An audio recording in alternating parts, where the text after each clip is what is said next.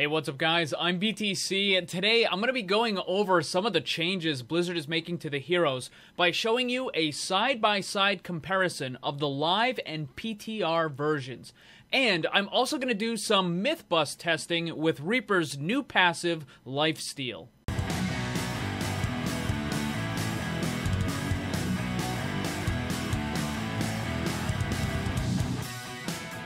Right now, I'm giving away free premium Overpro accounts to all my fans for a limited time. This is normally a paid service, but use my custom link below for access to guides from Overwatch Pros for free. Seriously, there's no catch. Sign up and start learning today.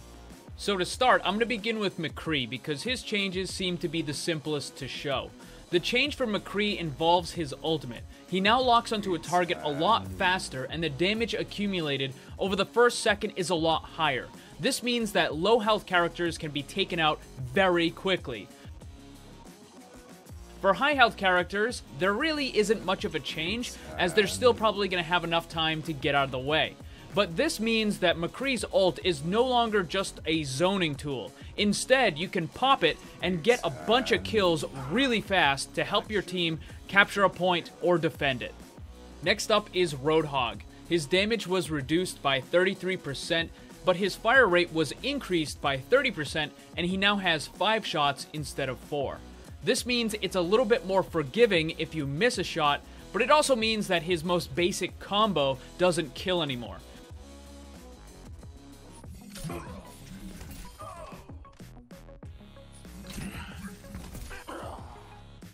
In order to actually get a kill, you're going to have to go back to what was used most frequently in Hook 1.0, which was a right click followed by a hook, then a left click, and maybe a quick melee to finish them off. Higher level Roadhog players have already been doing this for a while, but it's something that the average player is going to have to get used to. And I think that's one of the biggest hurdles with this change. Yes, it's a pretty big nerf just to his damage from the combo, but more than that, it's going to require players to adjust their play style, and I think for the average player, it's going to take a little while for them. Alright, so next up, we're going to jump into Reaper's new passive, the Reaping. Blizzard removed the old health orbs and made it so that now Reaper has a Lifesteal. He will regain 20% of all damage done to heroes as health. So I wanted to run through all the different things that you could test with this new passive. Because even though the patch notes say damage done to heroes, let's be honest here. Blizzard patch notes aren't always the most accurate or reliable information. So I figured it was worth it to test out all the stuff. Can Reaper gain health from a quick melee? Yes, Reaper will gain 6 health for every quick melee.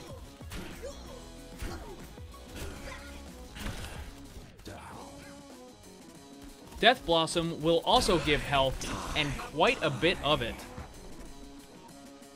Can the Lifesteal heal Reaper for overkill damage? Basically, any attack that does more damage than the total health the enemy has remaining.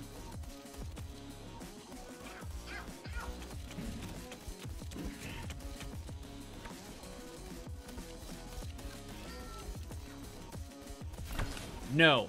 Reaper can only heal for damage the enemy actually takes until death.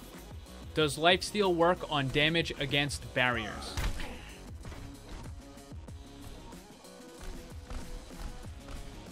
No. Does Lifesteal work on constructibles?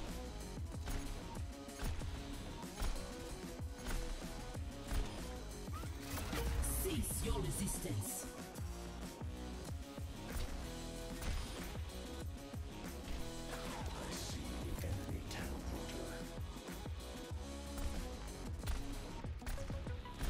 No, Lifesteal will only work against the heroes themselves.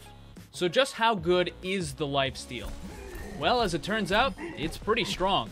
Reaper's new passive, combined with the nerf to Roadhog, means that when a Roadhog lands a hook on a full health Reaper, that Roadhog has basically signed his own death warrant. Where before, the Roadhog would win and kill the Reaper using his combo, with these new changes, the Reaper will now win most of the time. The Lifesteal passive is able to heal the Reaper faster than the Roadhog can actually do damage. Another important thing is just how powerful the Lifesteal can be when combined with Reaper's ultimate, Death Blossom. Normally, when a DPS character uses an ultimate, you want to have most of your health so that you don't get killed while using your ult. This new Lifesteal passive allows Reaper to engage and use his ultimate when he has less than half of his health. If there are 2 or more targets, Reaper will be at full health in no time. So quick summary, the changes for McCree are pretty good, and it might actually bring him back a little bit and have him replace some of the Soldier 76 usage. The Roadhog nerf does make him weaker and might require gameplay changes because of it.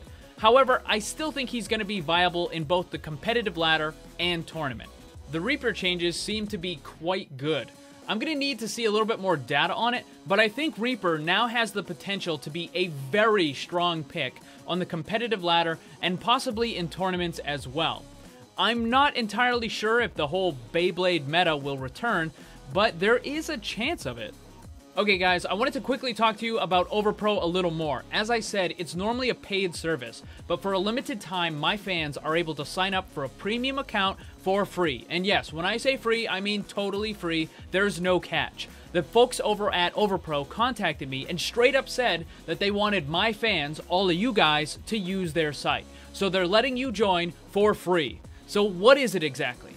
Overpro is a service where you can learn straight from the pros and top 500 players. The best Overwatch players in the world are the ones that are going to be making the guides and the tips that you can watch on Overpro. So why can't you just get all of that info straight from my channel? Well, simply put, there's far too much stuff for me to ever be able to cover entirely on my channel alone. That's where Overpro can help. You can find the latest up-to-date guides on all the hero roles, new meta, the latest and greatest strategy, what works and what doesn't, and you get to see it all used in practice in real situations from the top players themselves. If you want to become a pro yourself, climb the competitive ladder, or maybe you just want to stomp your friends, Overpro can help.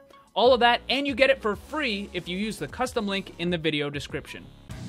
Also, special thanks to all my Patreon supporters for helping to make this all possible. If you'd like to see what kind of cool rewards you can get for supporting the channel, check the links on screen and down below.